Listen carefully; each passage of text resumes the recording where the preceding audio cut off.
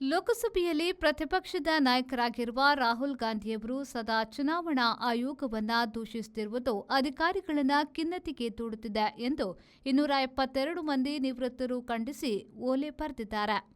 ನಿವೃತ್ತ ನ್ಯಾಯಾಧೀಶರು, ನಿವೃತ್ತ ಉನ್ನತಾಧಿಕಾರಿಗಳು, ಸಶಸ್ತ್ರ ಪಡೆಯ ಸದಸ್ಯರು ಎಂದು 272 ಮಂದಿ ಈ ಖಂಡನಾ ಪತ್ರಕ್ಕೆ ಸಹಿ ಮಾಡಿದ್ದಾರೆ.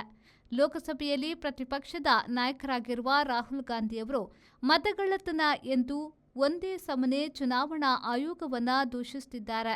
ಇದು ಉನ್ನತ ಅಧಿಕಾರಿಗಳು ಮತ್ತು ಚುನಾವಣಾ ಪ್ರಕ್ರಿಯೆಯಲ್ಲಿ ಈಡುಗೊಂಡ ಪ್ರತಿಯೊಬ್ಬರನ್ನ ಮಾನಸಿಕ ಒತ್ತಡಕ್ಕೆ, ಖಿನ್ನತೆಗೆ ದೂಡುವಂತಿದೆ ಎಂದು ಕಾಗದದಲ್ಲಿ ಖಂಡಿಸಲಾಗಿದೆ. ಪ್ರಜಾತಂತ್ರದ ಅಡಿಪಾಯದ ಮೇಲೆ ಮತಗಳ್ಳತನದ ಆರೋಪ ಹೊರಿಸುವುದು ಭಾರತದ ಪ್ರಜಾಪ್ರಭುತ್ವದ ಮೇಲಿನ ಹಲ್ಲೆಯಾಗಿದೆ. ರಾಷ್ಟ್ರೀಯ ಸಂವಿಧಾನಾತ್ಮಕ ಬುನಾದಿಯ ಮೇಲೆ ದಾಳಿ ಎಂದು ಪತ್ರಕ್ಕೆ ತಲೆಬರಹ ನೀಡಲಾಗಿದೆ. ಕೆಲವು ರಾಜಕೀಯ ನಾಯಕರು ಸರಿಯಾದ ಮಾರ್ಗದರ್ಶನ ಮಾಡುವ ಬದಲು ವ್ಯವಸ್ಥೆಯನ್ನ ಹಳೆಯುವುದನ್ನೇ ವೃತ್ತಿಯನ್ನಾಗಿಸಿಕೊಂಡಿದ್ದಾರೆ.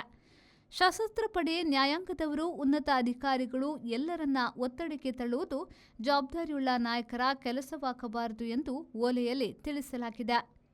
ದಿಲ್ಲಿ ಹೈಕೋರ್ಟ್ನ ಮಾಜಿ ಜಸ್ಟಿಸ್ಗಳಾದ ಎನ್ಎಸ್ ಧಿಂಗ್ರಾ, ಜಾರ್ಖಂಡ್ ರಾಜ್ಯದ ಮಾಜಿ ಡಿಜಿಪಿ ನಿರ್ಮಲ್ ಕೌರ್, 16 ಮಂದಿ ನ್ಯಾಯಾಧೀಶರು, 123 ಮಂದಿ ಹಿರಿಯ ಅಧಿಕಾರಿಗಳು, 133 ಮಂದಿ ಸಶಸ್ತ್ರ ಪಡೆಯ ಅಧಿಕಾರಿಗಳು ಈ ಖಂಡನಾ ಪತ್ರಕ್ಕೆ ಸಹಿ ಮಾಡಿದ್ದಾರೆ.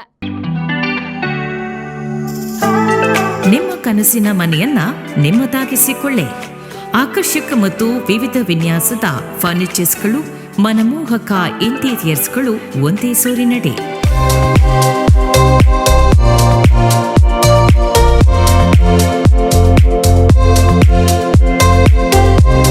ಹೊಸತನದ ಚೇರ್ಸ್ಗಳು, ಶೈಲಿ ಮತ್ತು ಶ್ರೇಷ್ಠತೆಯ ಸಮ್ಮಿಲನ. ಸುಧಾ ಫರ್ನಿಚರ್ಸ್ ಮತ್ತು ಇಂಟೀರಿಯರ್ಸ್, ಉಡುಪಿ, ಮಂಗಳೂರು, ಮಣಿಪಾಲ್, ಕುಂದಾಪುರ.